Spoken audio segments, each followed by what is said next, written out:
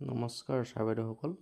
আজি মই আপোনালোকক দেখুৱাবলৈ লৈছোঁ শিক্ষা সেতু এপত আমি কেনেদৰে ষ্টাফ এডিট এপ্ৰুভ কৰিব পাৰি এই সম্পৰ্কে দেখুৱাবলৈ লৈছোঁ।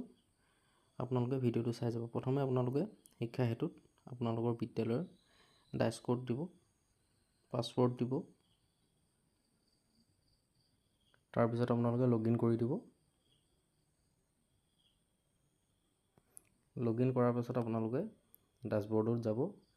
ডাছবৰ্ডত গৈ টিচাৰ এণ্ড ষ্টাফ তাত ক্লিক কৰিব।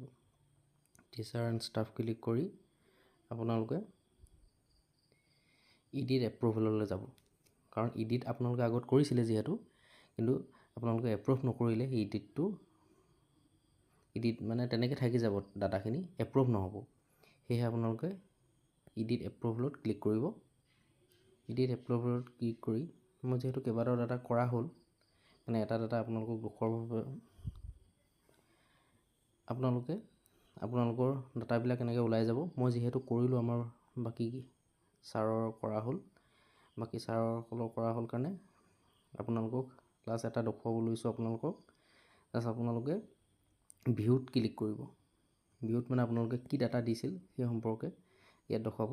তাৰপিছত আপোনালোকে যি ডাটা দিছিল, ধৰক আপোনালোকৰ কোৱালিফিকেশ্যন, আপোনালোকৰ বেংক ডিটেইল, এনেকৈ আপোনালোকৰ ডাটাবিলাক ওলাব। আপোনালোকে এই ডাটাবিলাকৰ এগেইনষ্টত এপ্ৰুভ ৰিজেক্ট এনেকৈ আহিব। আপোনালোকে সেই ভিউত গৈ ক্লিক কৰাৰ পিছত এই এপ্ৰুভত আপোনালোকক এপ্ৰুভ দৰকাৰ হ'লে এপ্ৰুভ কৰিব। আপোনালোকক এপ্ৰুভ দৰকাৰ নহ'লে বা কিবা যদি আপোনালোকৰ ভুল হৈছিল বা কিবা হৈছিল তেতিয়া ৰিজেক্ট কৰিব। এতিয়া মই যিহেতু মোৰ তথ্যবিলাক ভাল মানে শুদ্ধ হিচাপে আছে, সেইকাৰণে মই ডাটাটো এপ্ৰুভে কৰি দিম। এতিয়া এপ্ৰুভ হিচাপে আহিব, এপ্ৰুভ কনচল এপ্ৰুভ কৰি দিব পাৰে আপুনি। এপ্ৰুভ কৰি দিওঁ। এপ্ৰুভ কৰি দিয়াৰ পিছত এনেকৈ পেজটো ওলাব।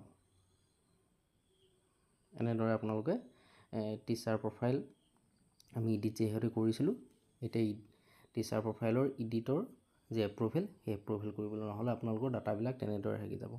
ধন্যবাদ।